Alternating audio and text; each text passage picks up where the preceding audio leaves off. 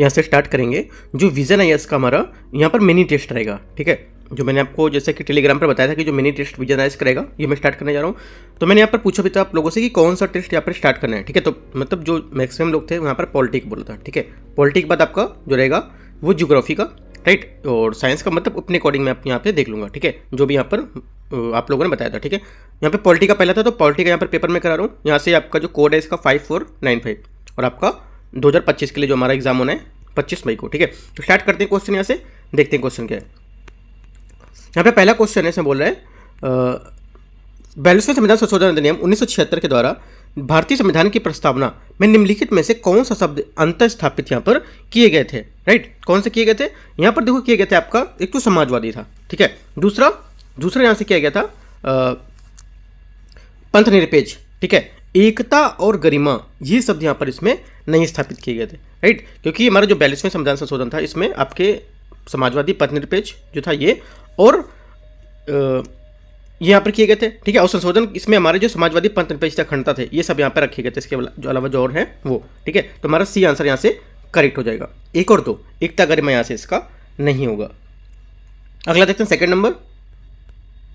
Second question है संविधान सभा के संदर्भ में निम्नलिखित कथन पर विचार करना है। अपने पहले सत्र में उद्देश्य से प्रस्ताव पारित करके इसमें 1947 में भारत स्वतंत्रता अधिनियम को निरस्त कर दिया था, ठीक है।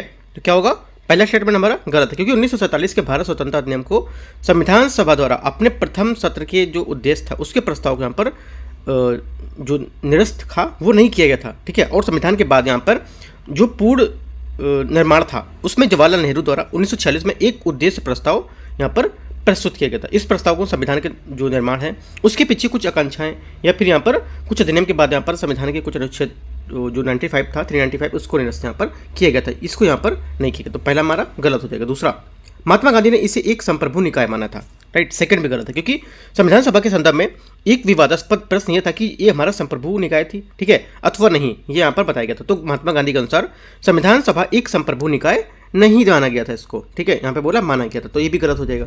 दोनों स्टेटमेंट हमारे यहाँ से गलत है। आंसर क्या होगा, पूछा कौन सा सही नहीं है, तो हमारे दोनों सही नहीं है, सी हमारा आंसर हो जाएगा। तीसरा है निम्नलिखित युग्मों पर आपको विचार करना है, ठीक है। पहला, संविधान सभा की समिति और यहाँ पे इसके अध्यक्ष हैं, राइट, तो इसको विचार करते हैं कौन से सही सम्मिलित हैं। पहला, यहाँ से देखो पहला स्टेटमेंट जो हमारा यहाँ से ये आपका हो जाएगा संचालन समिति, और जो यहाँ से आंसर होगा इसका डॉक्टर राजेंद्र प्रसाद, यहाँ से इसका करेक्ट है। दूसरा, राज्यों से वार्ता हेतु जो समिति है, ठीक है, तो राज्यों से जो वार्ता हेतु समिति होगी ये आपकी हो जाएगी राज्य समिति, सरदार पटेल के अधीन यहाँ पर संविधान की प्रमुख समिति थी जो आपकी जवाहरलाल नेहरू। यहाँ पे क्या होगा, सरदार जो राज्यों से वार्ता समिति आपकी सरदार पटेल यहाँ पे नहीं होगी, ये होगी जवाहरलाल नेहरू, ठीक है। अगला, संघ संविधान समिति, संघ संविधान समिति ये भी आपकी जवाहरलाल नेहरू, ठीक है। तो जवाहरलाल नेहरू कितने थे, देखो जवाहरलाल नेहरू आपकी एक संघ समिति थी, ठीक है। दूसरी आपकी जो मैंने आपकी बताई जो राज्यों से वार्ता समिति ये भी आपका कौन यहाँ से इसका अध्यक्ष थे जवाहरलाल नेहरू। तीसरा, जो आपकी संघ शक्ति समिति है वो भी इसके भी यहाँ पर जवाहरलाल नेहरू होंगे। तो तीनों आपको याद रखने की जवाहरलाल नेहरू के कौन कौन से इसके अध्यक्ष थे, ठीक है। तो आंसर हमारा क्या हो जाएगा, 1 और 3, राइट, तो बी हमारे यहाँ से इसका करेक्ट आंसर हो जाएगा तीसरे का। चौथा है निम्नलिखित में से कौन से भारत के संविधान के मूल संरचना के तत्व यहाँ पर माने जा सकते हैं, ठीक है, कौन से माने जा सकते हैं। इसमें देखो पहला, स्वतंत्रता के व्यक्ति की गरिमा, स्वतंत्रता एवं व्यक्ति की गरिमा ये माना जा सकता है। दूसरा, संविधान के संशोधन में हेतु संसद की जो सीमित शक्ति है वो, संविधान के धर्मनिरपेक्ष स्वरूप, तो तीनों माने जा सकते हैं, ठीक है। उसके अलावा 3 के बाद कुछ 4-5 और भी हैं जो मैं जैसे कि आप 3 लिखे हैं उसके बाद मैं आपको बता रहा हूँ कि और भी लिख सकते हो, कुछ और भी पॉइंट दे सकता है, जैसे कि संविधान का संघीय स्वरूप, क्या ये आपका संविधान की संरचना है, हाँ तो ये भी है। न्यायिक पुनर्वलोकन है ये भी आपका है, ठीक है। और स्वतंत्र एवं निष्पक्ष चुनाव ये भी है। संविधान की सर्वोच्चता ये भी है। तो आपको 4 से जो 5 मैंने बताया ये भी आपको और ऐड कर लेना है इसमें, ठीक है। आंसर हमारा सभी 3 यहाँ पे करेक्ट हो जाएंगे। पांचवा है निम्नलिखित में से कौन सा कार्य संविधान सभा द्वारा निष्पादित किया गया था, ठीक है। तो करेक्ट आंसर हो जाएगा जो यहाँ से आंसर होगा हमारा, एक तो भारत द्वारा राष्ट्रमंडल की सदस्यता ग्रहण करने का अनुसमर्थन, ठीक है, तो हमारा क्या हो जाएगा, ये करेक्ट हो जाएगा। मई 1949 में भारत द्वारा यहाँ पर ये किया गया था। दूसरा, राष्ट्रध्वज और राष्ट्रगान का अंगीकरण, ठीक है, ये क्या होगा, ये भी हमारा करेक्ट है। ये कब किया गया था, 22 जुलाई 1947 को। भारत के प्रथम राष्ट्रपति डॉक्टर राजेंद्र प्रसाद का यहाँ पर निर्वाचन, ये भी हमारा यहाँ पे करेक्ट हो जाएगा। कब, 24 जनवरी 1950 को, ठीक है। तो तीनों हमारे यहाँ से इसके करेक्ट हैं। छठा नंबर, निम्नलिखित कथनों पर आपको विचार करना है। संसद द्वारा किसी भी राज्य का क्षेत्र या सीमा परिवर्तित किया जा सकता है। ठीक है, छठे का क्या होगा, पहला स्टेटमेंट यहाँ से हमारा करेक्ट हो जाएगा, संसद यहाँ पर ये कर सकता है। दूसरा, राज्य का नाम संबंधित राज्य विधायिका द्वारा परिवर्तित यहाँ पर किया जा सकता है। ठीक है, सेकंड क्या होगा, सेकंड गलत है, क्योंकि राज्य विधायिका को यहाँ पर जो ये प्रावधान है ये या नहीं होगा, क्योंकि राष्ट्रपति वो है ये अवगत करा सकता है उसको कि ऐसा करना है। ठीक है, लेकिन यहाँ पर राज्य विधायिका ऐसा नहीं करेगी। ठीक है, तो हमारा सेकंड गलत हो जाएगा, पहला आपका करेक्ट है, तो आंसर ए यहाँ से इसका करेक्ट हो जाएगा। सातवां नंबर, भारत के संविधान की प्रस्तावना के संबंध में निम्नलिखित तथ्यों पर विचार करना है। ठीक है, देखते हैं स्टेटमेंट। संविधान सभा द्वारा शेष संविधान समिति जो अधिनियम है इसके पूर्व प्रस्तावना का अधिनियम यहाँ पर किया गया था। ठीक है, तो पहला यहाँ पर हमारा जो सातवां स्टेटमेंट है इसका पहला स्टेटमेंट गलत है, क्योंकि संविधान सभा द्वारा संविधान के अन्य सभी प्रावधान लागू किए जाने के पश्चात प्रस्तावना को लागू किया गया था। ठीक है, इसलिए हमारे यहाँ से पहला गलत हो जाएगा। दूसरा, प्रस्तावना 1946 में जवाहरलाल नेहरू द्वारा प्रारूपित एक प्रस्तुत किए गए उद्देश्य संकल्प पर आधारित है। ठीक है, सेकंड क्या होगा, सेकंड हमारे यहाँ से इसका करेक्ट होगा, क्योंकि संविधान जो हमारी भारतीय संविधान है इसकी प्रस्तावना 13 दिसंबर 1946 ठीक है 1946 को जवाहरलाल नेहरू द्वारा प्रारूपित एक प्रस्तुत किए गए उद्देश्य प्रस्ताव पर आधारित है। इसे संविधान सभा द्वारा 22 जनवरी ठीक है 22 जनवरी 1947 को सर्वसम्मति से अंगीकृत यहाँ पर किया गया था। तो सेकंड करेक्ट है, पहला गलत है। आंसर हमारा पूछा सही कौन सा है, तो केवल 2।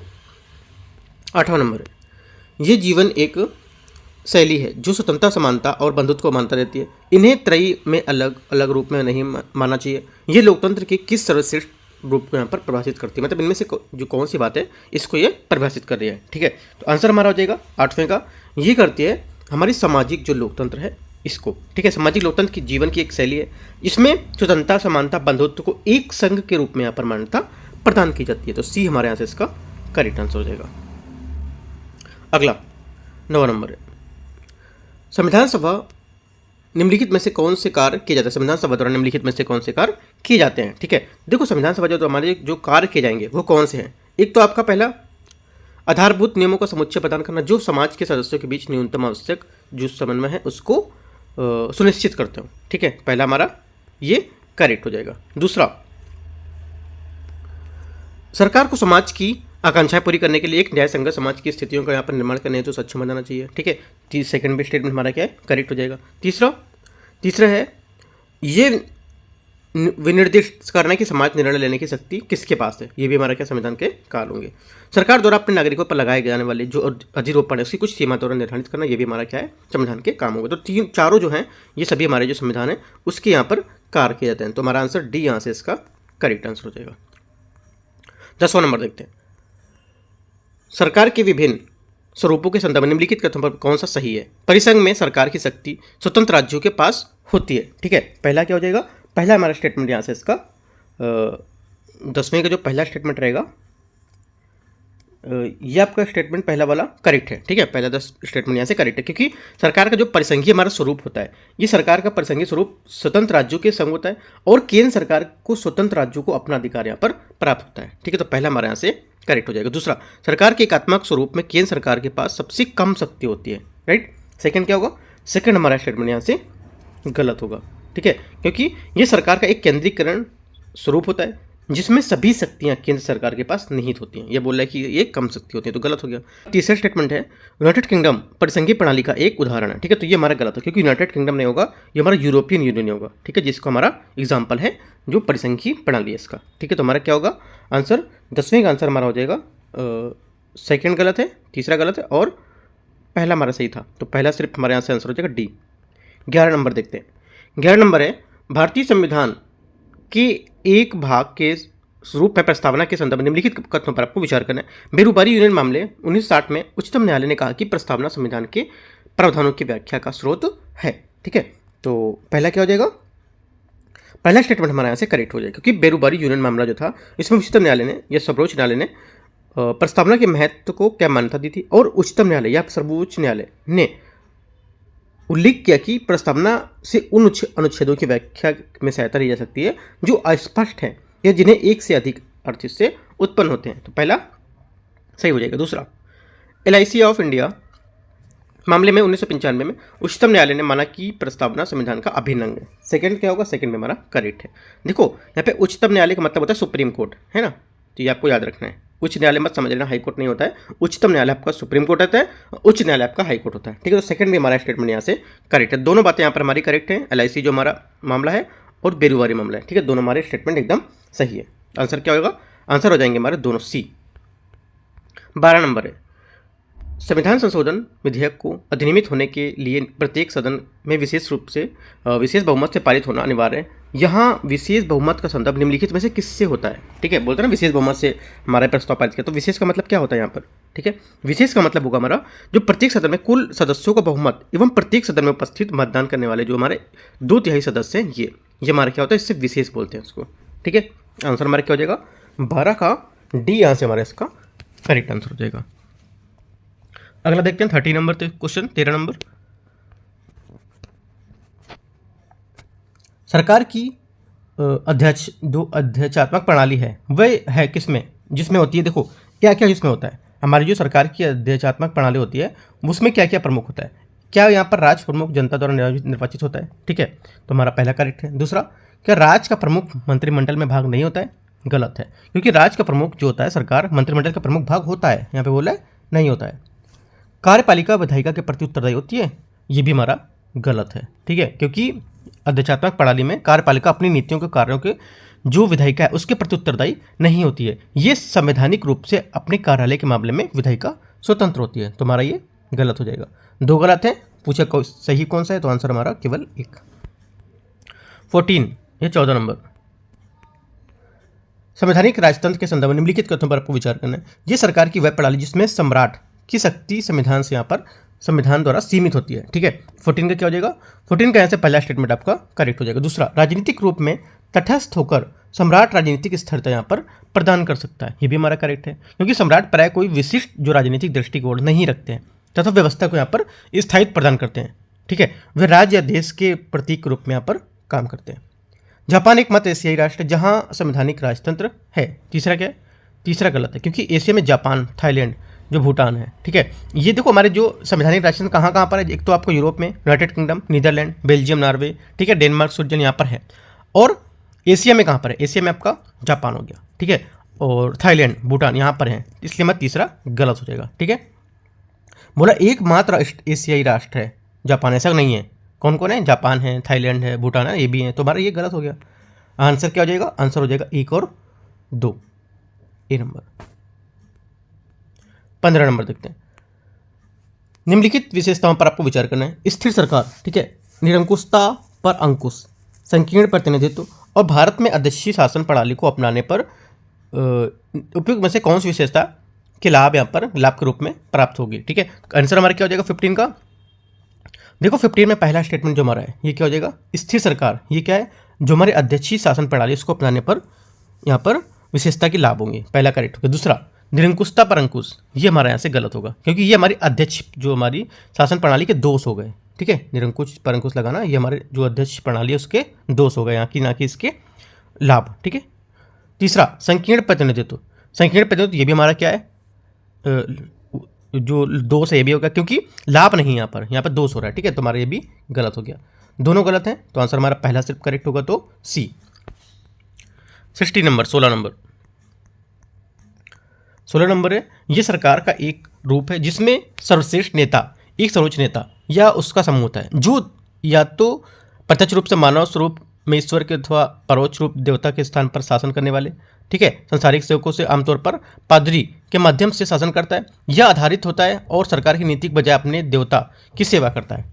राइट, और कठोर नियमों की नियम तोड़ने वाली जो कठोर दंड है उसके साथ प्राय वह कार का दमनकारी हो सकता है। उपयुक्त परिच्छेद में किसकी व्याख्या यहाँ पर कर रहा है, मतलब किसके बारे में यहाँ पर ये बता रहा है। राइट, तो आंसर हमारा क्या होगा? 16 का जो आंसर हो जाएगा हमारा, ये बात कर रहा है धर्मतंत्र की।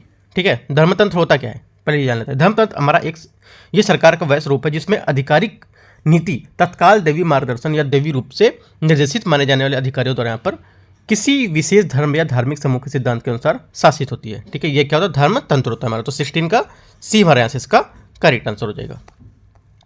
17 नंबर देखते हैं, 17 है, भारतीय संविधान के संबंध में स्वतंत्रता शब्द पर आपको क्या विचार करना है। स्वतंत्रता का विचार अमेरिकी संविधान से यहाँ पर लिया गया था। ठीक है, पहला हमारा गलत है, क्योंकि हमारे संविधान में स्वतंत्रता, समता और बंधुत्व के विचार फ्रांसीसी क्रांति से यहाँ पर लिए गए थे।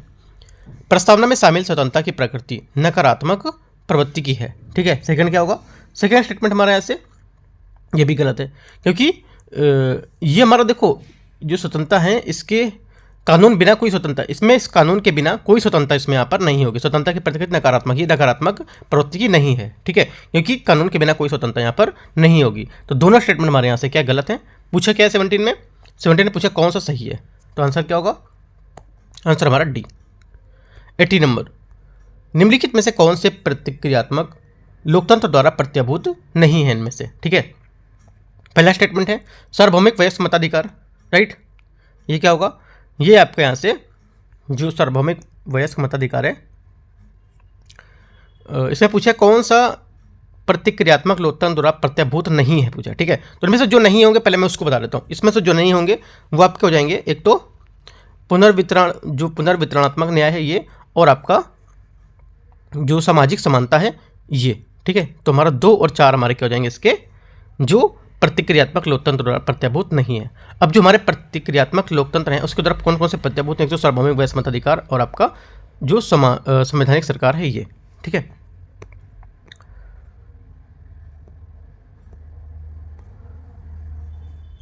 देखो प्रतिक्रियात्मक जो हमारा है लोकतंत्र, ये क्या होता है थोड़ा सा मैं इसको बता देता हूँ। लोकतंत्र हमारा 2 विभिन्न आयामों के माध्यम से समझा जाता है, एक तो प्रतिक्रियात्मक और दूसरा आपका सत्तावाचक या वास्तविक या जो हमारा अधिकतावादी होता है प्रतिक्रियात्मक ये। ठीक है, आयाम हमारा लोकतंत्र पर प्राप्त करने वाली जो क्रिया है उसमें अपना ध्यान केवल प्रतिक्रियाओं के माध्यम से केंद्रित करता है। ये सार्वभौमिक वयस्क मताधिकार के आधार पर नियमित जो हमारे प्रतिस्पर्धी होते हैं उसके निर्वाचन में बहुल राजनीतिक जो भागीदारी है, स्वतंत्र रूप से निष्पक्ष जो भी निर्वाचन है उसमें विधानसभा द्वारा यहाँ पर जो वैधानिक सरकार होती है उस पर यहाँ पर ये बल देता है। ठीक है, तो हमारी क्या होंगी, जो लोकतंत्र द्वारा प्रत्याभूत होंगे वो। ठीक है, तो हमारे यहाँ पर एक तो सार्वभौमिक वयस्क मताधिकार और दूसरा आपका संवैधानिक सरकार, ये हमारे क्या होंगे, जो लोकतंत्र के प्रत्याभूत के भाग होंगे। ठीक है, और ये जो नहीं होंगे तो आपका पुनर्वितरण न्याय और सामाजिक समानता। आंसर हमारा क्या हो जाएगा? पूछा नहीं कौन सा है, तो 2 और 4, राइट। अगर टॉपिक नहीं समझ आ रहा है तो ये टॉपिक आप अपना जो एम लक्ष्मीकांत बुक है वहाँ से आपको कवर कर सकते हो इस टॉपिक को। ठीक है, 90 नंबर क्वेश्चन है, निम्नलिखित में से किन प्रावधानों का संशोधन केवल संसद के दोनों सदनों के विशेष बहुमत द्वारा ही किया जा सकता है? ठीक है, ये किसके द्वारा किया जा सकता है? ये किया जा सकता है आपका, ये एक तो मूल अधिकार, ठीक है, दूसरा आपका हो जाएगा राज्य के नीति निर्देशक तत्व। ठीक है, इनके द्वारा जो हमारा जो संविधान संशोधन है, प्रावधान है, इनको केवल संसद के दोनों सदनों पर विशेष बहुमत से यहाँ पर पारित किया जा सकता है। ठीक है, या इनका संशोधन किया जा सकता है। तो आंसर हमारा क्या हो जाएगा? 19 का ए यहाँ से इसका करेक्ट आंसर हो जाएगा। 20 नंबर है, निम्नलिखित सीमाओं में से कौन सी भारत में संवाद की जो शक्ति है उस पर आरोपित यहाँ पर संसद में है उसकी शक्ति पर यहाँ पर आरोपित की गई थी? तो करेक्ट आंसर हमारा 20 है। 20 का हो जाएगा, एक तो लिखित संविधान, इसमें क्या है, ये हमारे संसद है उसकी शक्तियों पर आरोपित की गई थी। दूसरा संघीय प्रणाली, ये भी हमारे यहाँ से इसका सही होगा। ठीक है, क्योंकि सरकार जो संघीय प्रणाली है भारत सरकार की, जो इसमें संघ और राज्यों की जो मत शक्ति है इसको संवैधानिक विभाजन के द्वारा प्रचलित किया गया था। तीसरा मूल अधिकार, ये भी हमारे यहाँ से करेक्ट है। ठीक है, तो तीनों स्टेटमेंट हमारे यहाँ से करेक्ट होंगे। जो मूल अधिकार है इसके भाग 3 में हमारे जो अंतर्गत न्याय योग्य जो हमारे मूल अधिकार होंगे उस पर संहिता का समावेश की भी संसद का प्राधिकार होगा। ठीक है, तो हमारे तीनों स्टेटमेंट यहाँ से इसके करेक्ट हो जाएंगे। अगला 21, भारतीय राज्य व्यवस्था के संदर्भ में निम्नलिखित कथन पर विचार करना कि कौन सा सही होगा। ठीक है, भारतीय संविधान में राज्यों को भारत के राज्यों के परिसंघ या फेडरेशन के रूप में यहाँ पर वर्णित किया गया है। ठीक है, पहला क्या होगा? पहला हमारा यहाँ से गलत है, क्योंकि भारतीय संविधान के अनुच्छेद 1 के अनुसार भारत को अर्थात इंडिया राज्य का संघ यूनियन होगा और राज्यों का परिसंघ नहीं। ठीक है, तो हमारा पहला गलत हो जाएगा। दूसरा, संसद केवल राष्ट्रपति की सिफारिश पर ही भारतीय संघ में लगाए गए जो नए कानून हैं, ठीक है, या नए राज्य हैं उसको प्रवेश यहाँ पर दे सकती है। सेकंड क्या होगा? सेकंड भी हमारा यहाँ से गलत हो जाएगा, राइट। तीसरा यहाँ से संसद के पास किसी भारतीय राज्य के नाम परिवर्तित करने की अनन्य शक्ति होती है, ये हमारे यहाँ से करेक्ट है, क्योंकि अनुच्छेद 3 में ये बताया गया है। तो आंसर हमारा सी यहाँ से करेक्ट हो जाएगा। 22 नंबर देखते हैं। 22 है, भारतीय संविधान में राजनीतिक न्याय शब्द का उल्लेख यहाँ पर किया गया है। ठीक है, ये किया गया है प्रस्तावना और राज्य के जो नीति निर्देशक हमारे तत्व हैं उसके अंतर्गत। ठीक है, तो आंसर हमारा क्या हो जाएगा 22 का हमारा बी यहाँ से इसका करेक्ट आंसर हो जाएगा। आर्टिकल आपका 38 का जो डीपीएसपी है उसमें यहाँ पर ये बताया गया है। ठीक है, तो आंसर बी यहाँ से क्या हो जाएगा करेक्ट आंसर हो जाएगा। 23 निम्नलिखित में से किस अधिनियम से भारत में संसदीय प्रणाली आरंभ यहाँ पर माना जा सकता है। ठीक है, करेक्ट आंसर हो जाएगा 23 का यहाँ पर चार्टर अधिनियम 1853 में पहली बार गवर्नर जनरल के परिषद की कार्यकारिणी में और जो विधायी कार्य हैं उसको पृथक यहाँ पर किया गया था। ठीक है, आंसर हमारा क्या हो जाएगा ए यहाँ से इसका करेक्ट आंसर हो जाएगा। 24 निम्नलिखित में से कौन से सरकार के गैर लोकतांत्रिक यहाँ पर रूप हैं। सरकार के जो गैर लोकतांत्रिक रूप इनमें से कौन से हैं, आंसर हो जाएगा हमारा एक तो राजतंत्र। राजतंत्र क्या होता है, किसी राष्ट्र की सरकार वह रूप होता है जिसमें वह व्यक्ति के शासन करता है और जिसे समांतर रूप से यहाँ पर जन्म से ही राजगद्दी यहाँ पर प्राप्त हो जाती है। ठीक है, ये राजतंत्र हो गया। कुलीन तंत्र क्या होगा, कुलीन तंत्र सत्ता संरचना का वह रूप होता है जिसमें सत्ता प्रभावी रूप से लोगों में एक छोटे समूह के पास संकेंद्रित होती है। ये लोग राजशाही संपत्ति और पारिवारिक संबंध के जो शिक्षा व्यापार है अथवा सैन्य नियंत्रण इसके आधार पर यहाँ पर विशिष्ट हो सकते हैं। प्रविधि तंत्र क्या होता है, प्रविधि तंत्र ये हमारा जो सरकार का वह रूप है जिसमें निर्णय निर्माण और जो प्रौद्योगिकी है उससे संबंधित विशेषज्ञों का जो नियंत्रण होता है वो होता है। ठीक है, धर्मतंत्र क्या है, धर्मतंत्र आपका सरकार का वह रूप है जिसमें राज्य पर ईश्वर के स्थान पर धार्मिक नेता द्वारा शासन का कार्य यहाँ पर किया जाता है। ठीक है, तो सभी यहाँ पर हमारे जो गैर लोकतांत्रिक यहाँ पर रूप है, तो आंसर हमारा डी यहाँ से करेक्ट आंसर हो जाएगा। 25 निम्नलिखित में से कौन सा कारक भारतीय संविधान के अत्यधिक विस्तृत होने के लिए उत्तरदायी हैं। करेक्ट आंसर हो जाएगा 25 का एक तो भारत का विशाल भौगोलिक विस्तार तथा विविधता, एक तो हमारा ये हो जाएगा जो संविधान के अत्यधिक विस्तृत होने के लिए उत्तरदायी है। दूसरा संविधान सभा में कानूनी विशेषज्ञों का प्रभुत्व, ये भी हमारा करेक्ट है। तीसरा केंद्र और राज्यों के लिए एकल संविधान, तो ये तीनों जो है हमारे ये भारतीय संविधान के अत्यधिक विस्तृत होने के लिए उत्तरदायी हैं। ठीक है, तीनों पॉइंट जो है एक तो केंद्र सरकार के राज्यों का एकल संविधान और भारतीय संविधान के कानूनी विशेषज्ञों का प्रभुत्व और भारत के विशाल भौगोलिक विस्तार का विविधता। ठीक है, तो तीनों पॉइंट आपको याद रखना। देखो ये जो क्वेश्चन है इसके तीनों पॉइंट करेक्ट हो रहे हैं, चारों पॉइंट करेक्ट हो रहे हैं, उसमें आपको कैसे लिखना है, जैसे कि यहाँ पे पूछा है कि भारतीय संविधान के आप लिखेंगे ऐसे बनाएंगे ऐसे करके। ठीक है, भारतीय संविधान के अत्यधिक विस्तृत उत्तरदायी कारण, भारतीय संविधान जो है उसके अत्यधिक विस्तृत होने के लिए उत्तरदायी कारक कौन कौन से हो सकते हैं। एक तो पहला आप ये दिखा सकते हैं, दूसरा पॉइंट ये, तीसरा पॉइंट ये, चौथा पॉइंट ये, पांचवा पॉइंट, जो पॉइंट है आप ऐसे करके दिखा सकते हो, तो अच्छे से आपको एक एक पॉइंट याद हो जाएंगे। आप इनको चिपका भी सकते हो वॉल पे अपना। ठीक है, तो इस टाइप से याद करोगे तो माइंड में आपको याद करने की जरूरत नहीं, सिर्फ देखते देखते आपको ये याद हो जाएंगे। 26 है निम्नलिखित में से कौन से प्रावधानों को संसद के साधारण बहुमत द्वारा संशोधित यहाँ पर किया जा सकता है। देखो एक तो आपको ये भी लगाना है मैप में कौन से हैं जो साधारण बहुमत से पास होते हैं, कौन से साधारण बहुमत से पास नहीं होते हैं, है ना, कौन से फुल मेजोरिटी से होते हैं, कौन सा, तो ये चीज़ आपको एक अपने वॉल पे चिपका लेना है, तो देखते देखते आपको याद हो जाएंगे। ठीक है, जैसे मैंने खुद अभी यहाँ पर अपने लर्न करने के लिए पूरी मेजोरिटी जो पास होते हैं वो साधारण से जो पास होते हैं वो सब अलग अलग करके चिपका रखे हैं, तो क्या है कभी देखते देखते यहाँ पर आपको खुद से क्लियर हो जाएंगे क्या यहाँ पर है। ठीक है, तो देखो यहाँ पर पहला जो है 26, इससे क्या होगा, इसमें आपका कौन सा पूछा है साधारण बहुमत द्वारा संशोधित किया जा सकता है, तो पहला नए राज्यों का प्रवेश या गठन। ठीक है, पहला आपका करेक्ट है। दूसरा राजभाषा का प्रयोग। ठीक है, राजभाषा का प्रयोग ये भी हमारा क्या हो जाएगा करेक्ट हो जाएगा। तीसरा संसद द्वारा राज्य विधानमंडलों का निर्वाचन, ये भी आपका करेक्ट है। उच्चतम न्यायालय में न्याय क्षेत्र का अधिक महत्व प्रदान करना, ये भी आपका करेक्ट है। ये चारों करेक्ट हैं। उसके अलावा यहाँ पर और भी जो हमारे हैं संसद के जो साधारण बहुमत संशोधन किया सकते हैं वो मैं आपको जो हमारे पास लिस्ट है वो मैं आपको लिस्ट टेलीग्राम पे शेयर कर दूंगा। ठीक है, तो आप ये चीज़ नोट कर लेंगे, नोट करके अपना वॉल पे चिपका सकते हो। ये नहीं कि मैंने आपको लिस्ट दिया आप प्रिंट निकाल के चिपका लो, प्रिंट नहीं निकालना है आपको, वो चीज़ लिख लेना, लिखते टाइम आपको अच्छे से याद हो जाएगा कुछ पॉइंट। ठीक है, बाकी जो आपको अच्छा लगेगा वो आप कर सकते हो। ठीक है, मैं आपको बताया कि याद हो जाएंगे, आप लिखो, एक बार मैं भेजूंगा तो आप उसको नोट करके लिख के आप चिपका सकते हो वॉल पे। ठीक है, तो आंसर हमारा क्या हो जाएगा डी, यहाँ से इसका करेक्ट आंसर हो जाएगा। 27 है भारत के संविधान संशोधन हेतु प्रक्रिया के संबंध निम्नलिखित कथन पर विचार करना है। यदि विधेयक संविधान के मूल ढांचे में संशोधन संबंधित है तो राष्ट्रपति उक्त संविधान संशोधन विधेयक के लिए अपनी सहमति पर रोक सकता है। ठीक है, तो क्या हो जाएगा पहला हमारा जो स्टेटमेंट है 27 का इसका ये गलत होगा, क्योंकि संसद उन प्रावधानों में संशोधन नहीं कर सकती जो संविधान के मूल ढांचे का गठन करते हैं। ठीक है, इसमें अतिरिक्त मतलब जो इसके अतिरिक्त होता है संविधान संशोधन विधेयक पर राष्ट्रपति अपनी सहमति को ना तो रोक सकता है और ना ही संसद को पुनर्विचार के लिए वापस भेज सकता है। तो पहला हमारा यहाँ से गलत हो जाएगा, मूल जो हमारा है उसको ढांचे को यहाँ पर परिवर्तन नहीं कर सकते हैं। दूसरा, यदि विधेयक संविधान संघीय उपबंधों को संशोधित करना चाहता है तो उसे आधे अधिक राज्यों के विधानमंडल द्वारा विशेष बहुमत से अनुमोदन यहाँ पर किया जाना चाहिए। ठीक है, सेकंड क्या होगा, सेकंड स्टेटमेंट हमारा गलत है, क्योंकि संविधान संशोधन विधेयक जो संविधान की संघीय प्रावधान है उसमें परिवर्तन के लिए आधे से अधिक राज्यों का विधान जो मंडल है उसकी विशेष बहुमत से नहीं होता है। ठीक है, उसकी मतलब जरूरत पड़ेगी लेकिन विशेष बहुमत से नहीं। इसकी पुष्टि अर्थात सदन में उपस्थित जो मतदान करने वाले हमारे सदस्य हैं उसकी बहुमत से की जानी चाहिए, न कि यहाँ पर विशेष बहुमत से। तो हमारा गलत हो गया। दोनों स्टेटमेंट हमारे यहाँ से गलत है। आंसर क्या होगा, सही पूछा है तो डी हमारे यहाँ से करेक्ट आंसर हो जाएगा। 28 देखते हैं, भारतीय संविधान की निम्नलिखित में से कौन सी विशेषताएं भारत सरकार के अधिनियम 1935 से ग्रहण की गई थी। इसको लेकर 1935 से लेकर क्वेश्चन था यूपीएससी 2024 में। ठीक है, याद रखना है आपको। तो कौन सी गठन की गई थी इसको देखते हैं 28 में। पहला आपका बोला संघीय व्यवस्था, ये तो किया गया था। ठीक है, और आपातकालीन प्रावधान ये भी यहाँ पर किया गया था, और संघीय लोक सेवा आयोग ये भी यहाँ पर किया गया था। राज्यों के राज्यपाल की नियुक्ति ये जो था 1935 के ग्रहण यहाँ पर नहीं किया गया था। ठीक है, तो पहला दूसरा चौथा हमारा क्या यहाँ से करेक्ट हो जाएगा। और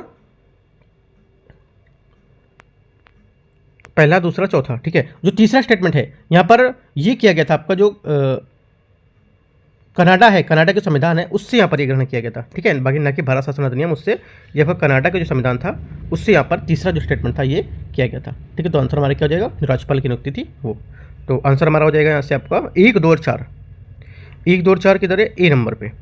ठीक है, याद रखना है आपको, बहुत अच्छे से, काफ़ी इंपॉर्टेंट क्वेश्चन है। 1935 में हमारे एक तो संघीय व्यवस्था था, आपातकालीन प्रावधान था, और संघीय लोक सेवा आयोग था। राज्यपाल की नियुक्ति थी जो हमारी, ये केंद्र और राज्यों के राज्यपाल की नियुक्ति ये हमारे जो उच्चतम न्यायालय के परामर्श था ये कनाडा के संविधान से ग्रहण की गई थी। ठीक है, अच्छे से पॉइंट याद कर लेना है आपको।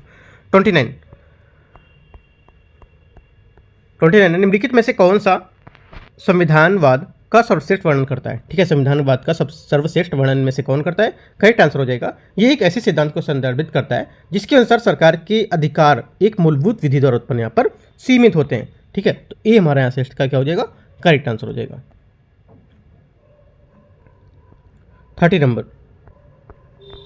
भारतीय संविधान की प्रस्तावना प्रदर्शित करती है क्या। देखो, भारतीय संविधान की जो प्रस्तावना है ये प्रदर्शित करती है इनमें से एक तो संविधान की शक्ति का स्रोत। ठीक है, संविधान की शक्ति का स्रोत क्या होगा कि प्रस्तावना के हमारे जो अनुसार है ये संविधान के जो भारत संविधान है उसमें भारत के लोगों को यहाँ पर शक्ति ग्रहण करता है। ठीक है, संविधान का लक्ष्य क्या होगा, जो संविधान का लक्ष्य इसके अनुसार क्या है, न्याय, स्वतंत्रता, समानता, बंधुत्व, इनके यहाँ पर साक्ष्य होते हैं। ठीक है, तीसरा, संविधान को अंगीकृत किए जाने की तिथि। ठीक है, संविधान को अंगीकृत करने की तिथि हमारी 26 नवंबर 1949 को क्या है यहाँ पर अंगीकृत किया गया था। तो तीनों स्टेटमेंट हमारे यहाँ से इसके करेक्ट हो जाएंगे, डी नंबर।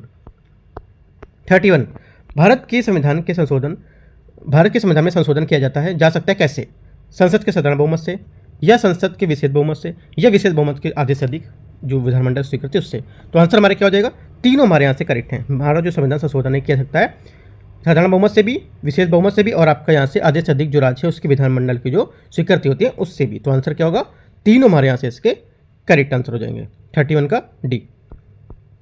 32, विश्व में प्रचलित विभिन्न राजनीतिक व्यवस्थाओं के संदर्भ में निम्नलिखित कथनों पर विचार करना है कि लोकतंत्र की क्या विशेषता है। पहला 32 का यहाँ से पहला स्टेटमेंट है, इसमें बोल रहे हैं लोकतंत्र में अंतिम निर्णय लेने की शक्ति जनता द्वारा निर्वाचित लोगों में निहित यहाँ पर होनी चाहिए। ठीक है, ये हमारा क्या है, ये लोकतंत्र की विशेषता है, करेक्ट है। दूसरा, चुनाव में सत्तारूढ़ दल हराने के भी निष्पक्ष अवसर होने चाहिए, ये भी हमारा करेक्ट है, ये भी क्या है, लोकतंत्र की हमारी विशेषता है। ठीक है, तीसरा, प्रत्येक वयस्क नागरिक का एक वोट होना चाहिए, प्रत्येक वोट का एक मूल्य होना चाहिए, ये भी हमारा स्टेटमेंट क्या है, करेक्ट है। चौथा, सरकार विधियों और विनियमों के द्वारा सीमित नहीं होती है। चौथा यहाँ से स्टेटमेंट क्या गलत होगा, क्योंकि यहाँ पर जो हमारा लोकतंत्र है इसमें कानून की नज़र सभी को लिए समान होना चाहिए, लोगों को अधिकारों की रक्षा की जानी चाहिए, और संविधान कानून नागरिक है उनके अधिकार द्वारा यहाँ पर निर्धारित सीमाओं के भीतर लोकतांत्रिक सरकार का शासन होना चाहिए। ठीक है, तो हमारा पहला जो बोला शासन नहीं होना चाहिए, सीमित नहीं होना चाहिए, ठीक, तो गलत है, तो हमारा चौथा गलत है। ठीक है, 3 यहाँ पर करेक्ट है, तो आंसर क्या हो जाएगा, 3 हमारे यहाँ से इसके आंसर हो जाएंगे, 1, 2 और 3, सी नंबर। ठीक है, 32 हो गया। 33 नंबर, सरकार के संघीय स्वरूप के संदर्भ में निम्नलिखित कथनों पर आपको विचार करना है। मंत्रीगण जो प्रक्रिया होती है उसमें गोपनीयता के सिद्धांत पर यहाँ पर काम करते हैं। ठीक है, पहला क्या होगा, पहला हमारा एकदम करेक्ट है, क्योंकि गोपनीयता के सिद्धांत पर यहाँ पर काम करेंगे। मंत्रीगण जो होते हैं ये विधायिका और कार्यपालिका दोनों के सदस्य यहाँ पर हो सकते हैं, ये भी स्टेटमेंट हमारा एकदम करेक्ट है। ठीक है, दूसरा हो गया। तीसरा, प्रधानमंत्री मंत्रिपरिषद का नेता होता है और उसका प्रधान भी होता है, ये भी हमारा करेक्ट है। तो तीनों बातें हमारे जो संसदीय स्वरूप है इसके बारे में एकदम करेक्ट है। 34, निम्नलिखित कथन पर आपको विचार करना है। संविधान सभा ने हाथी के चिन्ह को अपनी मुहर के रूप में यहाँ पर अपनाया था। ठीक है, 34 का क्या हो जाएगा, पहला स्टेटमेंट जो है इसका ये करेक्ट है। ठीक है, दूसरा, सर BN राव को संविधान सभा के संवैधानिक सलाहकार के रूप में यहाँ पर नियुक्त किया गया था। राइट, सेकंड भी हमारा यहाँ पर करेक्ट है। ठीक है, तीसरा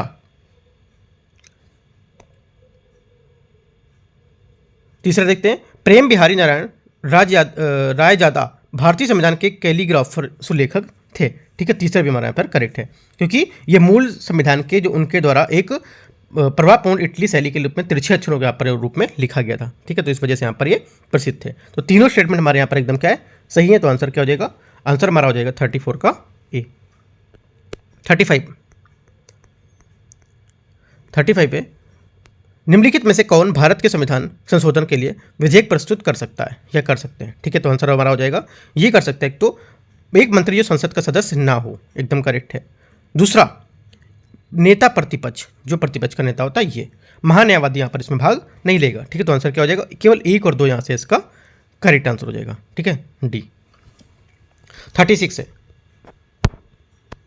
निम्नलिखित प्रावधानों में से कौन सा भारत सरकार अधिनियम 1919 के भाग है। ठीक है, 1919 के भाग में से कौन से, एक तो देखो पहला हो जाएगा, क्योंकि इसके तहत लोक सेवा आयोग की स्थापना का तो प्रावधान किया गया था, एकदम करेक्ट है। दूसरा, मैंने आपको बताया भी था ऊपर ये क्वेश्चन। ठीक है, लोक सेवा आयोग वाला इसमें। अगला, इसने प्रथम बार देश में प्रत्यक्ष चुनाव यहाँ पर क्या आरंभ किए थे। राइट, सेकंड क्या होगा, सेकंड भी हमारा करेक्ट है। ठीक है, तीसरा है, इसने दलित वर्गों के लिए सांप्रदायिक प्रतिनिधित्व की एक प्रणाली यहाँ पर आरंभ की थी। ठीक है, तीसरा स्टेटमेंट हमारे यहाँ से इसका गलत होगा, क्योंकि इसने सिखों, भारतीय ईसाई और जो भारतीय हमारे जो आंग्ल थे इनके द्वारा यूरोपीय लोग, न कि दलित वर्ग, इनको लिए यहाँ पर पृथक यहाँ पर चुनाव की यहाँ पर बात की थी। तो ये हमारा तीसरा गलत हो जाएगा। चौथा हमारा करेक्ट है, इसने प्रांतों में द्वैत शासन की यहाँ पर योजना आरंभ की थी। ठीक है, चौथा भी हमारे यहाँ से करेक्ट हो जाएगा। जो दोहरी योजना है ये द्वैत शासन इसने आरंभ किया था। तो 1, 2, 4 हमारे यहाँ से करेक्ट हो जाएगा। 37, धर्मनिरपेक्ष की भारतीय अवधारणा के संदर्भ में निम्नलिखित कथनों पर आपको विचार करना है। धर्म और राज्य के मध्य स्पष्ट पृथकत्व है। ठीक है, 37 का पहला स्टेटमेंट हमारे यहाँ से ये गलत हो जाएगा। ठीक है, पहला हमारा गलत है, क्योंकि ये बोला है धर्म और राज्य के मध्य स्पष्ट पृथकत्व। देखो, क्योंकि यहाँ पर हमारा जो राज्य है धार्मिक समुदाय की सहायता भी कर सकता है या उनके समक्ष बाधा उत्पन्न कर सकता है। ठीक है, जो इस संदर्भ पर निर्भर करता है कि कौन सी कार्यवाही स्वतंत्रता और समानता जैसे मूल्य को बढ़ावा देगी। ठीक है, तो पहला हमारे यहाँ से गलत हो जाएगा, क्योंकि यहाँ पर ये मध्य स्पष्टीकृत यहाँ पर है, बल्कि स्पष्ट यहाँ पर नहीं होगा। ये न केवल व्यक्ति की धार्मिक स्वतंत्रता के साथ बल्कि अल्पसंख्यक समुदाय की धार्मिक स्वतंत्रता भी संबंधित होगी इससे। ठीक है, सेकंड क्या होगा, सेकंड स्टेटमेंट हमारे यहाँ से ये करेक्ट है, क्योंकि भारतीय धर्मनिरपेक्षता केवल व्यक्तियों पर धार्मिक स्वतंत्रता बल्कि अल्पसंख्यक जो समुदाय है उस पर भी यहाँ पर धार्मिक स्वतंत्रता रूप में संबंधित होगी। सेकंड करेक्ट है। तीसरा, धार्मिक सुधार लागू करने के लिए सरकार धार्मिक प्रथाओं का हस्तक्षेप कर सकती है। राइट, तीसरा भी हमारे यहाँ से करेक्ट है। ठीक है, तो आंसर क्या हो जाएगा, आंसर हमारा हो जाएगा 2 और 3। सही पूछा है कौन सा है, तो 2 और 3। 38, भारत में धर्मनिरपेक्षता की अवधारणा किस ओर संकेत करती है। ठीक है, ये किस ओर संकेत करती है, करेक्ट आंसर हो जाएगा ये करती है जो हमारे व्यक्ति और समुदाय दोनों को धर्म की स्वतंत्रता होनी चाहिए। ठीक है, धर्म और राज्य को अनिवार्य रूप से पूर्णतः पृथक होना चाहिए, ये गलत है, क्योंकि धर्मनिरपेक्षता है जो हमारी पश्चिमी अवधारणा का आशय है कि व्यक्तिगत स्वतंत्रता और नागरिक अधिकार जैसे जो हमारे मूल हैं उसकी सुरक्षा करने में हमारी जो राज और धर्म है उसके पारस्परिक जो होते हैं पारस्परिक अपवर्जन शब्द और धर्म राज्य के लिए अनिवार्य रूप से पृथक होना चाहिए। ठीक है, तो हमारा ये चीज़ गलत होगा, धर्म और राज्य की रूप में पूर्णता। सेकेंड बार हमारा स्टेटमेंट यहाँ से करेक्ट है, क्योंकि जो हमारे धर्मनिरपेक्ष की धारणा है ये इसकी ओर संकेत करती है कि जो समुदाय है उसके धर्म की स्वतंत्रता यहाँ पर होनी चाहिए। तो आंसर हमारा बी यहाँ से इसका करेक्ट हो जाएगा। 39, भारत को राज्यों के परिसंघ या फेडरेशन के बजाय राज्यों की संघ या यूनियन के रूप में क्यों वर्णित यहाँ पर किया गया है। ठीक है, स्टेटमेंट दे रखा है, क्योंकि पहला स्टेटमेंट यहाँ से भारतीय संघ राज्यों के मध्य एक समझौते का परिणाम होता है। ठीक है, पहला क्या होगा, पहला हमारे यहाँ से इसका गलत होगा, क्योंकि भारतीय संघ हमारा अमेरिकी परिसंघ की बात यहाँ पर जो राज्य हैं ठीक है, उनके एक समझौते के मत का परिणाम नहीं होता है। ये गलत हो गया। राज्यों को संघ के पृथक होने का अधिकार यहाँ पर प्राप्त नहीं है। ठीक है, सेकंड करेक्ट है, क्योंकि राज्यों को संघ से पृथक होने का अधिकार यहाँ पर नहीं है हमें। ठीक है, क्योंकि परिसंघ एक संघ है, क्योंकि ये अविनाशी है। ठीक है, और देश पूर्णतः एक इकाई और केवल प्रशासन की जो सुविधा है उसके लिए यहाँ पर विभिन्न राज्यों को यहाँ पर विभाजित किया जाता है। सेकंड हमारा स्टेटमेंट इसका करेक्ट होगा। अगला है 39 हो गया 40। निम्नलिखित में से किस अधिनियम द्वारा भारत में पोर्टफोलियो प्रणाली यहाँ पर मान्यता प्रदान की गई थी? ठीक है, आपको ऑप्शन दे रखा है भारत शासन अधिनियम 1858, 1861, 1892, 1853। ठीक है, तो आंसर हमारा हो जाएगा 40 का यहाँ से। ये भारत जो परिषद अधिनियम 1861 है ये। ठीक है, अगला देखते हैं 41। निम्नलिखित में से कौन सी भारतीय संसदीय प्रणाली की विशेषता है? ठीक है, पहला स्टेटमेंट है यहाँ से। पहला है बहुमत प्राप्त दल का शासन, राइट, पहला हमारा करेक्ट हो गया। दूसरा, वास्तविक नामपत्र की जो कार्यपालिका है ये भी हमारा क्या करेक्ट है, क्योंकि ये संसदीय प्रणाली की विशेषता है। तीसरा, विधायिका में मंत्रियों की सदस्यता, ठीक है, ये भी हमारी क्या है, इसकी विशेषता है। ठीक है, 3 विशेषता मैंने बताई, आप लिखेंगे जो भारतीय संसदीय प्रणाली की विशेषता। ठीक है, भारतीय संसदीय प्रणाली विशेषता 1 2 3 4 5 6, 3 पॉइंट मैंने बता दिया आपको। चौथा पॉइंट, कार्यपालिका और विधायिका की सामूहिक उत्तरदायित्व। ठीक है, चौथा पॉइंट ये हो गया। पांचवा पॉइंट, प्रधानमंत्री या मुख्यमंत्री का नेतृत्व, पांचवा पॉइंट हो गया ये आपका। ठीक है, संसदीय प्रणाली की विशेषता है। निचले सदन या लोकसभा का या विधानसभा इसका विघटन, ये भी हमारी क्या है, संसदीय प्रणाली की विशेषता है। तो इस टाइप से बना के आप लिख सकते हो। ठीक है, आपसे क्वेश्चन पूछ सकता है इन तीनों के अलावा, जो मैंने 3 बताए 4 वो सब में भी पूछ सकता है, तो याद रखना है आपको। 42, संविधान सभा के संदर्भ में निम्नलिखित कथनों पर आपको विचार करना है। ये पूरी तरह से संप्रभु निकाय थी। ठीक है, पहला क्या होगा, पहला स्टेटमेंट हमारे यहाँ से करेक्ट है, क्योंकि ये पूरी तरह से संप्रभु निकाय थी। दूसरा, यह ब्रिटिश संसद द्वारा भारत के संबंध में बनाए गए जो किसी भी कानून है उसको निरस्त यहाँ पर कर सकती थी और बदल भी सकती थी। ठीक है, तो हमारा क्या हो जाएगा, सेकंड बेस्ट स्टेटमेंट हमारा करेक्ट हो जाएगा। तीसरा, रियासतें कभी विधानसभा में शामिल नहीं हुई थी। ठीक है, तीसरा हमारा यहाँ से गलत है। रियासतें जो थी प्रतिनिधि जो संविधान सभा से दूर थे और धीरे धीरे क्या उसमें शामिल हो गए थे, यहाँ पे बोला शामिल नहीं हुए थे, तो गलत हो गया। पूछा क्या है, सही कौन सा है, तो हमारे 2 स्टेटमेंट हमारे करेक्ट हैं, तो आंसर 1 और 2। 43, भारतीय परिषद अधिनियम 1861 के बारे में आपको यहाँ पर विचार करना है कि भारत में पहली बार प्रस्तुत किए गए थे जो प्रावधान, भारत में पहली बार जो प्रावधान प्रस्तुत किए गए थे 1861 में, वो कौन कौन से हैं। ठीक है, भारतीय संविधान जो प्रशासन है इसमें अध्यादेश जारी करने की शक्ति, राइट, तो पहला क्या हो जाएगा, पहला हमारा करेक्ट है यहाँ से। ठीक है, दूसरा, क्योंकि यहाँ पर जो ये अध्यादेश किया गया था इसकी मतलब जो अवधि थी वो 6 मंथ थी। ठीक है, वायसराय परिषद की गैर सरकारी सदस्यों द्वारा रूप से भारतीयों का क्या नाम निर्देशन। ठीक है, ये भी हमारा यहाँ से करेक्ट हो जाएगा। तीसरा, क्योंकि जो हमारा उस टाइम पे 1862 में जो तत्कालीन वायसराय थे लॉर्ड कैनिंग, उन्होंने अपनी विधान परिषद में 3 भारतीयों को यहाँ पर बनारस के राजा और पटियाला के महाराजा और सर दिनकर राव को यहाँ पर नाम निर्दिष्ट किया था। ठीक है, तो दोनों हमारे करेक्ट हैं। तीसरा, भारत के राज सचिव का नया पद, तीसरा हमारे यहाँ से इसका जो है ये गलत होगा, क्योंकि भारत के राज सचिव का पद जो था 1858 में वर्णित किया गया था, ना कि 1861 में, तो गलत हो जाएगा।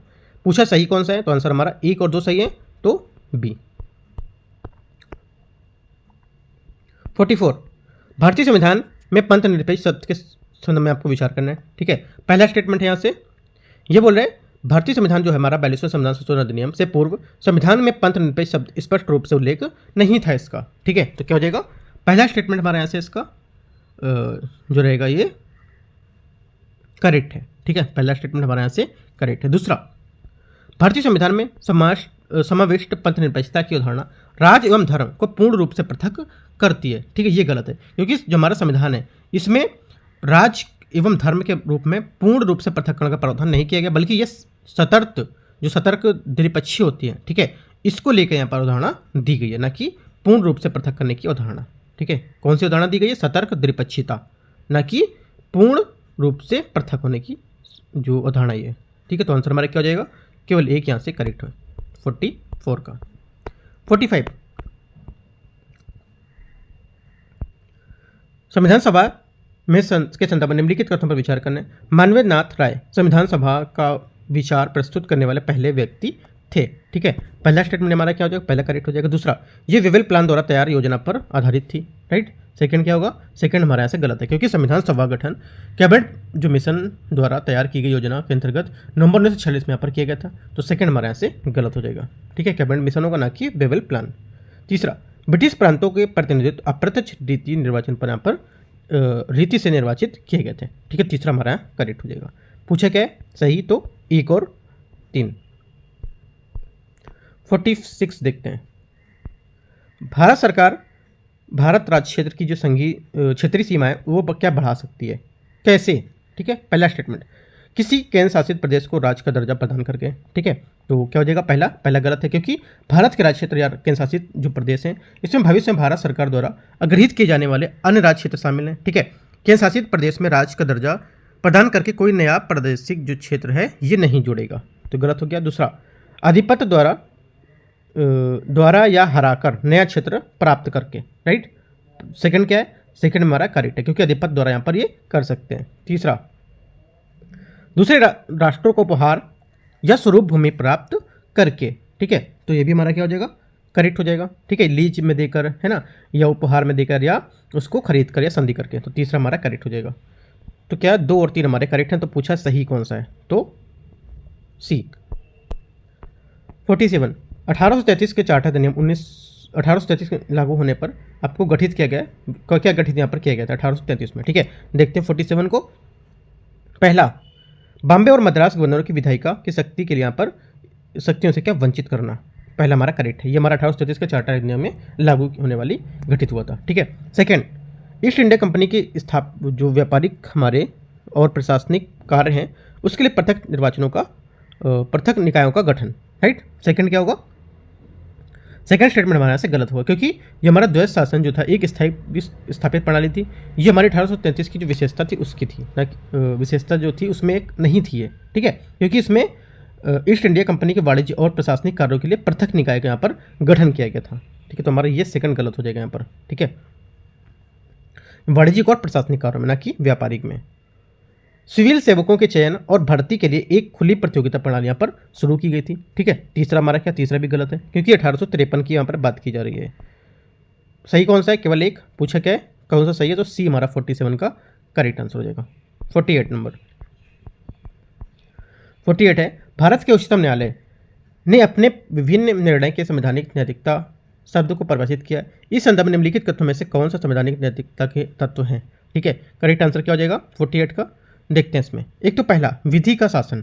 ठीक है, दूसरा, व्यक्तिगत स्वतंत्रता और सामाजिक न्याय। देखो हमारी जो संवैधानिक नैतिकता है इसका तात्पर्य है कि विधि का शासन, सामाजिक न्याय और लोकतांत्रिक लोकाचार। ठीक है, शासन में जनता की जो भागीदारी है और व्यक्तिगत स्वतंत्रता आदि जैसे जो मैं संविधान है उसके स्वरूप को यहाँ पर मूल सिद्धांत के लिए सर्वोच्च से यहाँ पर निष्ठा से होंगे। तो तीनों स्टेटमेंट हमारे यहाँ से एकदम करेक्ट हैं इसके 48 के। 49, भारतीय राज्य व्यवस्था की गणतंत्रवादी विशेषता के संदर्भ में निम्नलिखित कथन पर आपको विचार करना है। 1947 में भारतीय स्वतंत्रता अधिनियम पारित होने के तत्काल बाद भारत एक गणराज्य यहाँ पर बन गया था। ठीक है, तो क्या हो जाएगा 49 का जो हमारा जो पहला स्टेटमेंट है ये गलत है, क्योंकि 26 जनवरी 1950 के प्रभावी होने के पश्चात यहाँ पर ये गणराज्य बना था, ना कि 47। गणतंत्रवादी विशेषता को फ्रांसीसी संविधान से यहाँ पर ग्रहण किया गया था, सेकेंड हमारा करेक्ट है। ठीक है, तीसरा, भारतीय राज्य का प्रमुख लोगों के प्रत्यक्ष रूप से यहाँ पर, भारतीय राज्य का प्रमुख लोगों के द्वारा प्रत्यक्ष रूप से यहाँ पर चुना जाता है। ठीक है, तीसरा हमारा गलत है, क्योंकि वह अप्रत्यक्ष रूप में 5 वर्ष की निश्चित अवधि के लिए चुना जाता है। ठीक है, गलत है, क्यों, क्योंकि यहाँ पर प्रत्यक्ष बोला लेकिन होगा क्या अप्रत्यक्ष। एक पॉइंट हमारा ये गलत हो गया। दूसरा और भी गलत आपको पूछ सकता था, ये बोल सकता था अनिश्चित बोल सकता था, अनिश्चित नहीं होगा, ये निश्चित कार्यकाल के लिए होगा। ठीक है, तो ये अप्रत्यक्ष होगा और निश्चित कार्यकाल के लिए होगा, तो ये हमारा तीसरा गलत हो गया, पहला गलत हो गया। पूछा सही कौन सा है, तो आंसर हमारा हो जाएगा केवल 2। लास्ट क्वेश्चन है 50 नंबर, 86वें संविधान संशोधन द्वारा संविधान के निम्नलिखित भागों में से किसमें अनुच्छेद प्रविष्ट यहाँ पर संशोधन किए गए थे। ठीक है, करेक्ट आंसर हमारा हो जाएगा तो भाग 3, भाग 4 और भाग 4A। ठीक है, तीनों में यहाँ पर क्या है, इसमें संशोधन किए गए थे, राइट। तो आंसर हमारा 50 का डी यहाँ से करेक्ट हो जाएगा। इस टाइप से देखो जो मिनी टेस्ट हमारा जो टेस्ट पहला था, ठीक है, पॉलिटी का पहला टेस्ट था मिनी, जो मैंने आपको कराया, राइट। उसके बाद अब मैं कल लेके आऊँगा दृष्टि का जो हमारा मेंटरशिप टेस्ट चल रहा है, जो 20 क्वेश्चन का हो रहा है, ठीक है। करीब मैं 25 या 26 पेपर आपको करा चुका हूँ, जो भी करा चुका हूँ उसके आगे का जो पेपर रहेगा वो मैं करा दूंगा। उसके बाद यूकेटी जो अपना चैनल है उसका भी मेंटरशिप रहेगा, प्लस आपका जो आज PT 365 आने वाला है, ठीक है। तो शाम को रेडी रहिएगा, PT 365 को जो भी आपको टॉपिक इंपॉर्टेंट रहेंगे वो मैं आपको समझाऊंगा, कैसे पेपर में क्वेश्चन आ सकते हैं, कैसे क्वेश्चन वहाँ से आपको डिस्क्रिप्शन में निकालना है इसको ऑब्जेक्टिव को लेकर, ठीक है। वो एक एक चीज़ मैं आपको यहाँ पर समझा दूंगा पूरे मैगजीन का, ठीक है। तो देखते रहिए। बाकी शाम को आपको 5 बजे में 4:30 या 5 जो रहेगा मैं अपडेट आपको दे दूंगा टेलीग्राम पे भी और यूट्यूब पे भी। तो टेलीग्राम आप ज्वाइन कर सकते हो, मैं लिंक यहाँ पर आपको शेयर कर दे रहा हूँ, ठीक है। All the best, thank you.